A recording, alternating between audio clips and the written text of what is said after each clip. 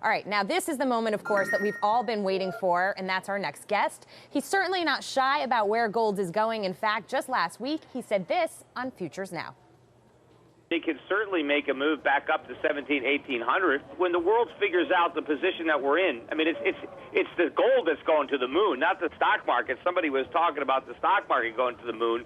It's more likely gold Is going to the moon. So how does Peter Schiff feel about it now, and is he ready to wave the white towel? Euro Pacific's Peter Schiff joins us on the Futures phone. Peter, let me preface this question by saying I love having you on the show. You are one of my favorite guests, but every time you come on, you make the case that gold prices are going higher, as we just heard. And so far, you really have not been right. You've been incorrect. So what I want to know from you today is really, what are you telling people that you've convinced to buy gold when it's roughly off 30% from its high? All right, well, again, put it in perspective. I've been doing this for 12 years. Gold was below 300 when I started. So it's not like I just started buying gold 2 years ago. And I do believe that gold prices are going up. Here's what's happening right now.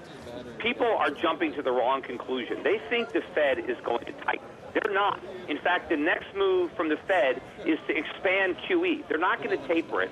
The U.S. economy is going back into recession, right? The phony recovery that the Fed created is evaporating before its eyes. Interest rates are rising. I've also been telling you that bond prices are going to fall. They're falling. Interest rates are rising. They're going to keep on rising. We could be at a 4% 10-year, maybe even by the end of the summer. Mortgage rates are headed over 5%.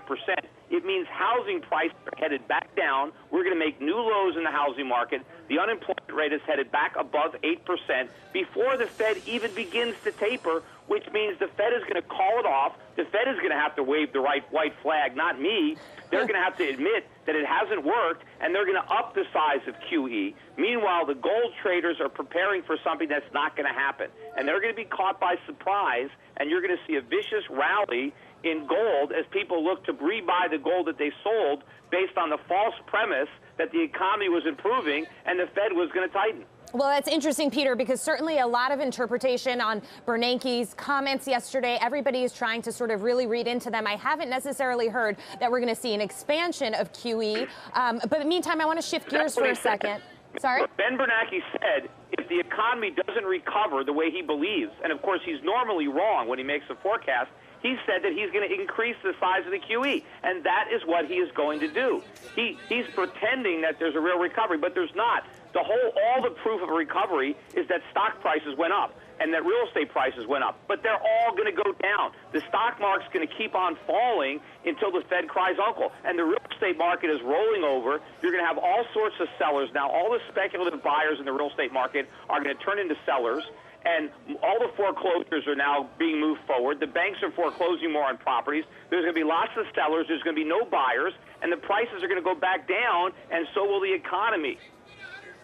But, Peter, isn't that good for the dollar if that happens? And if so, then that's going to have an impact on gold as well. It's going to send it lower. Well, no, it's going to be terrible for the dollar. And meanwhile, the dollar is not really strong. It's up a little bit over the last couple of days, but it's no higher than it was last week. And what this is going to do is expose the phony nature of this recovery and let people know that it really is QE infinity, that there is no way for the Fed to stop the QE because QE is the economy. Without the QE, the economy implodes. You know, Ben Bernanke says that, you know, he's going to take his foot off the gas, but he's not going to step on the brake. Well, he's going to have to push his foot on the gas even harder. But the problem is he's driving the car over the edge of a cliff because that's what happens if we never stop the QE. But if we stop it, we're right back in a worse recession than we were in 2008 when the Fed began this crazy experiment. When people, again, as I said the last time on the show, when the world figures out what I'm already trying to explain to you right now, they're going to be buying gold as fast as they can, not selling it. But what if Bernanke happens to be right and you happen to be wrong here? If the data does improve substantially and he does pull back a little bit, then what happens to gold, Peter? That would be unprecedented for Ben Bernanke to be right. I mean, I think I have a much better track record than he does. But think about it this way. The only thing that propped up the housing market was low mortgage rates and speculative buying. That's what's going on. Mortgage rates are rising probably the fastest they've ever risen in history. Take a look at your quote screen. Look at the 30-year. Look at the 10-year. And there is no chart support. You know, we're at 2.445 right now in a 10-year. We could be at 2.8 by next week. We can crack through 3%. If the Fed doesn't come in and say uncle, it is a crash in the bond market. It is the bursting of the biggest bubble in the world. And that's going to take down the real estate market. It's going to take down the stock market. And all this consumer confidence that was the result of all this wealth is going to go away. Meanwhile, consumers took on even more debt because the Fed convinced them that they were richer. The fact is they're poor, and now they have to pay back the money they borrowed, and the cost of doing that is going up. The whole refinancing business has grind to a halt now. Banks are going to be laying off a lot of people because nobody can refinance their mortgage anymore. All right, a lot to unpack in there. Want to send it out to Jim for a second. Jim, a question for Peter. Yeah. Yes, Peter, when you talk about everyone's going to flock into gold when the dollar collapses, here's what I can't get my head around that you could help me with. Why would real estate necessarily implode then, too? Might there be a look for tangible assets as well if they want to store their money away from dollars and into things? I don't get that part.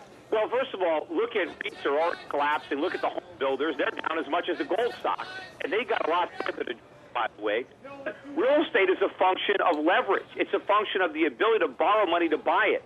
And the only reason that people are buying real estate is because they can borrow the money real cheap. So just like bonds go down when interest rates go up, real estate prices, only real estate prices are probably even more affected by the cost of financing.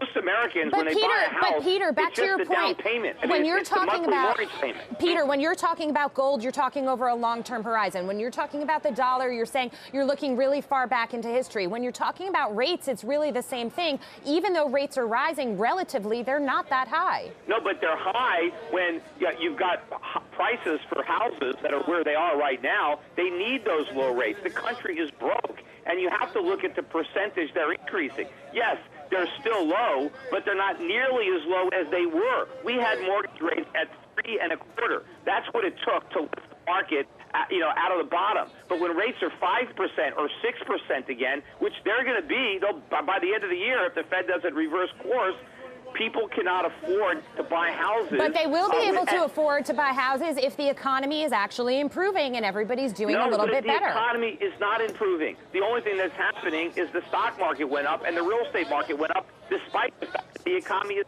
not improving. We're not creating any jobs. Still destroying jobs. The labor force is shrinking. People are going from paychecks to disability checks. The savings rate has collapsed. People are broke. They're barely keeping their heads above economic water. The only thing they got going is the illusion that things are getting better because of all the Fed stimulus. But that illusion is wearing off.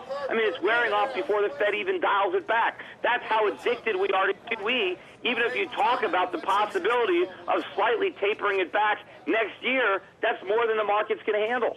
All right, Peter Schiff, always a colorful conversation when you're on. Thank you so much for joining us today. Anytime.